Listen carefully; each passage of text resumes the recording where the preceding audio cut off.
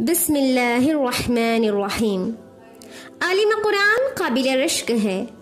ابو ہریرہ رضی اللہ تعالیٰ عنہ روایت کرتے ہیں کہ رسول اللہ صلی اللہ علیہ وسلم نے فرمایا، صرف 2 آدمیوں پر رشک کرنا جائز ہے۔ ایک وہ آدمی جسے اللہ تعالیٰ نے قرآن سکھایا، پس وہ رات اور دن کی گھڑیوں میں اس کی تلاوت کرتا ہے، پس اس کا پڑوسی سن کر کہتا ہے، کاش کہ میں بھی اس فلاں کے مانند قرآن کی تعلیم دیا جاتا، پس میں اس کی طرح قرآن پر عمل کرتا۔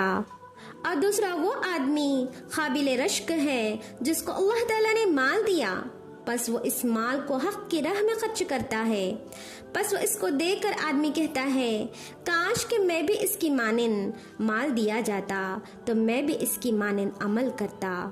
تقریب صحیح البخاری۔ السلام علیکم ورحمۃ اللہ وبرکاتہ۔ Kindly like, subscribe and share my Junubian channel.